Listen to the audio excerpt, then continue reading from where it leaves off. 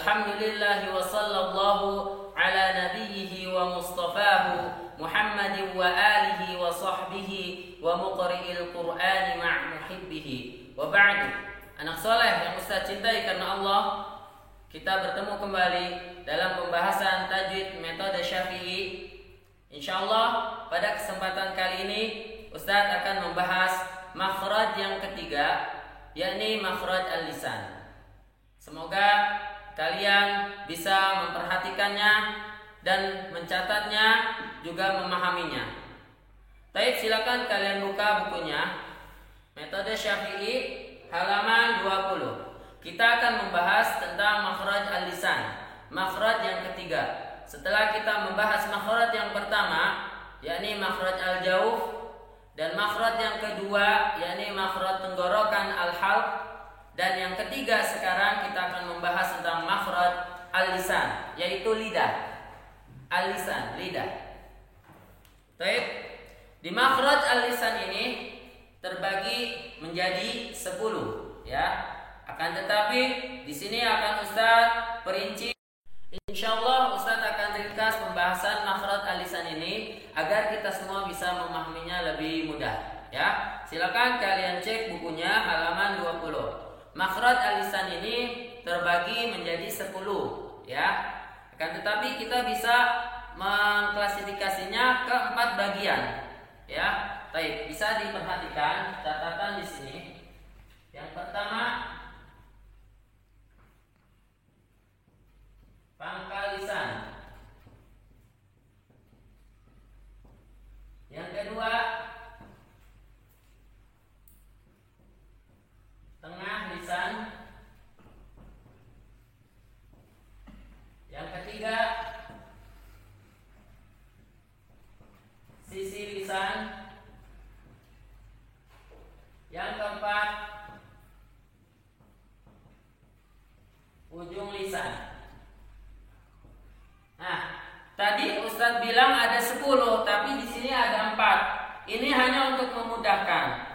Baik, ya. Nanti dari 4 ini dia akan menjadi 10. Ya, baik, perhatikan pangkal lisan.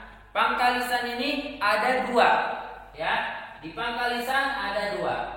Ada makhraj qaf dan makhraj kaf. Untuk ketemunya nanti, ya, kita bahas dulu biar sampai 10. Yang kedua, tengah lisan. Tengah lisan ini hanya ada 1. Apa? Yaitu ja, sya, sama ya.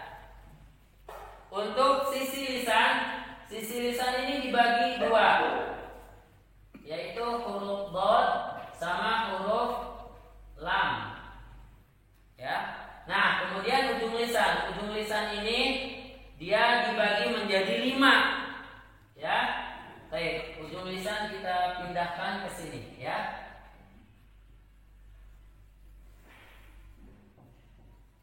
Ujung lisan.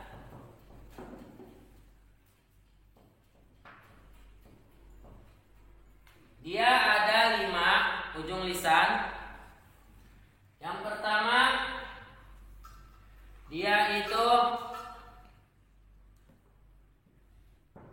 huruf nun.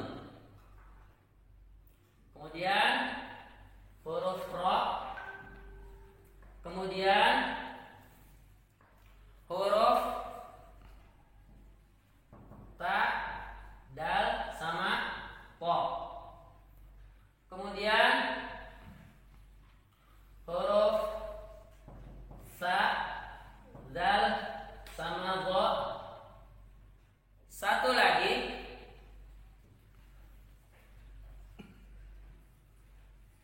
so, zai, sama sin. Ya. Baik, kita bahas dari yang pertama. Atau kita cek dulu. 1, 2, 3, 4, 5, 6, 7, 8, 9, 10. Pas. Makhraj lisan ini dibagi menjadi 10. Tapi secara garis besarnya dia ada di 4 tempat. Ada di pangkal lisan, ada di tengah lisan, sisi lisan, ujung lisan. Ya. Kalau kita gambar misalnya, anggap ini lisan, lidah, ya. Pangkal lisan di sini pangkal lisan. Tengah lisan, ujung lisan. Sisi lisan di mana? Di sini sisi lisan. Ya, ini sisi lisan. Jadi di sini. Keempat besar ke tempat besar ini di sini, ya. Pangkal lisan, tengah lisan, ujung lisan, sisi lisan. Nah, keluar dari 4 bagian ini semua huruf ini. Semuanya ada 18 huruf. 1, 2, 3, 4, 5, 6, 7, 8, 9, 10, 11, 12, 13, 14, 15, 16, 17, 18. Ya. Baik, kita dari yang pertama, pangkal lisan, berarti yang belakang. Ya. Ada 2 dia, 2 huruf, 2 tempat. Pangkal lisan yang paling pangkal ini qaf ketemu sama langit-langit atas. Langit-langit atas yang tidak bertulang atau yang lunak. Ko. Kemudian kalau kaf pangkal lisan juga, tapi dia ketemunya sama langit-langitnya ini bukan yang lunak tapi yang bertulang. Jadi antara yang tulang sama yang lunak, ya. Jadi kalau qaf atau mudahnya qaf ini paling belakang, kaf ini agak ke depan sedikit. Itu ya. Bisa dicek di bukunya, ya, halaman 20. Qaf sama kaf satu tempatnya satu dia pangkal lisan, ya. Cuman bedanya ketemunya. Kalau qaf dia nempelnya ke langit atas yang tidak bertulang. Kalau kaf ini nempelnya ke langit atas antara bertulang sama yang tidak bertulang, ya, atau lunak. Itu qaf dan kaf, ya. Kemudian yang ketiga, tempat yang ketiga, ke-1, kedua, ketiga, ini tengah lisan. Tengah lisan hanya ada 1 atau 3 huruf yang keluar darinya, yaitu jim, sya, sama ya. Ja, sya, ya. Untuk mengucapkannya kalau jim ini harus nempel ke langit-langit. Ja, ditempelin dulu. Ja.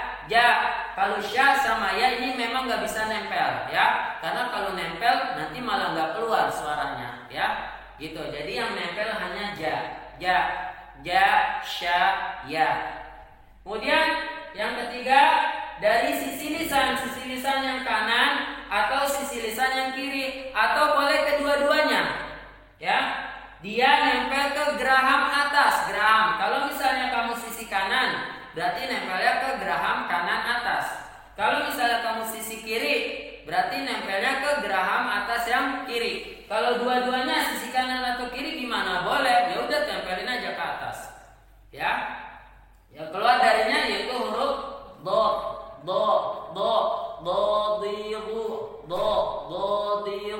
ya, huruf dot, ya. Kemudian yang keempat, kelima. 1, 2, 3, 4, 5. Yang kelima lam. Lam ini tempatnya di sisi lisan juga, tapi sisi lisannya bagian ujung, ya. Sisi lisan ujung sini sampai ujung lidah, ya. Si lam ini tempatnya di sini, sisi lisan sampai ujung lidah nih, ya. Sisi lisan kanan dan kiri sampai ujung lidah. Itu tempat silam, ya. Coba aja kamu tes. Gimana kemarin tes mengecek makhraj gimana? Mensukunkan atau mentasydidkan? Coba al gimana tuh berhentinya? Al sisi kan, sisi ujung sampai ujung lidah. Al kamu rasakan, ya. Itu dari sisi lisan. Kemudian yang keempat, di tempat yang keempat ini ujung lisan. Nah, ujung lisan ini dibagi lagi menjadi 1, 2, 3, 4, 5. Karena dia berbeda-beda tempatnya nanti, ya. Kalau nun, ujung lisannya bertemu sama gusi gigi atas, ya, gusi gigi seri atas. Nah. Kalau ro ini ujung lisan juga nempelnya ke gusi atas, tapi ujung lisannya agak ke belakang atau bisa disebut di sini awal punggung, ujung lidah, ya. Hampir berdekatan memang, nun dan ro ini hampir berdekatan, ya. Kemudian untuk shod, zai sama sin ini dia ujung lisan, tapi dia menempel ke punggung gigi seri bawah, ya. Anggap ini gigi, misalnya gigi bawah, gigi seri. lidahnya di sini. Nah, begini ya. Begini. Sa, za sama so.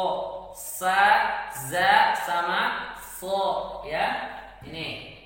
Jadi kalau ini ketemu apa tadi? Ketemunya punggung, gigi, seri bawah. Kemudian kalau ta, dal sama to, ini ujung lisan ketemu sama pangkal gigi seri atas. Di mana pangkal? Pangkal di mana? Pangkal itu adalah tempat numbuhnya gigi, ya. Ini Ustaz hapus ya. Pangkal. Kalau ini bertemu pangkal gigi seri atas. Ta, da, to ya, ujung lisan bertemu pangkal gigi seri atas. Kalau sa, da sama do ini bertemu ujung gigi seri atas. Nah, ini perbedaannya ya. Sama-sama ujung lisan tapi beda tempatnya ya. Kalau ini tadi kemana bertemunya? Gusi ya.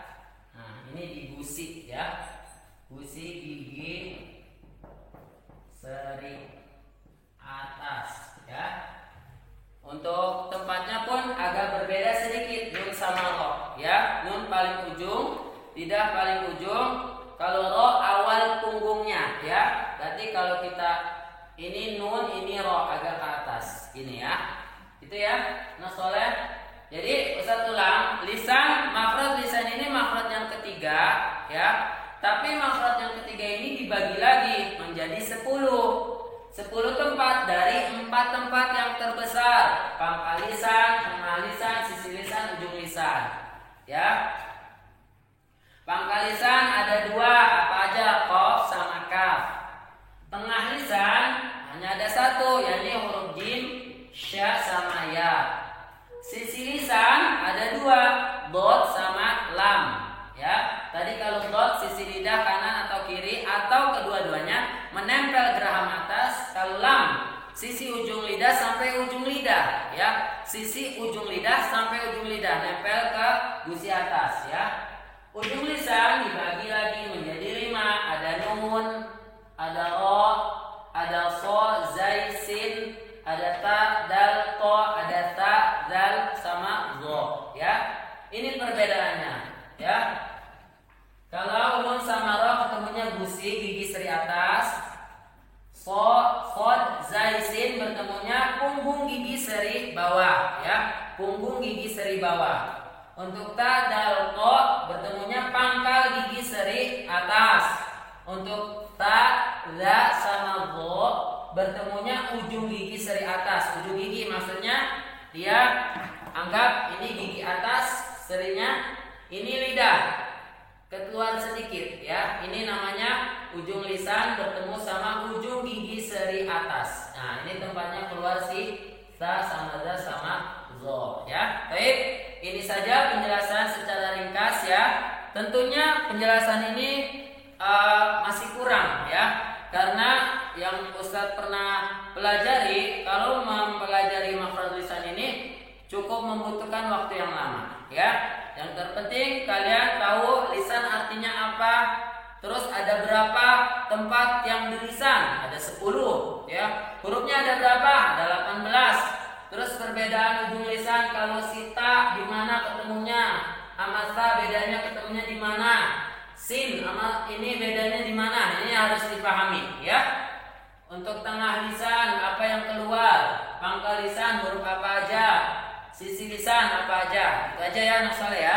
Jadi kalian bisa lihat video ini sambil memperhatikan buku metode Syafi'inya ya. Ustaz minta maaf kalau ada salah-salah kata ya. Semoga Allah mudahkan kalian dan kita semua untuk memahami buku ini ya. dan bisa kita praktekkan saat membaca Al-Quran. Yang benar dari Allah, yang salah dari Ustaz akhiri dengan membaca kafaratul majlis. Subhanaka Allahumma wa bihamdika asyhadu an la ilaha illa anta astaghfiruka wa atubu ilaik. Assalamualaikum warahmatullahi wabarakatuh.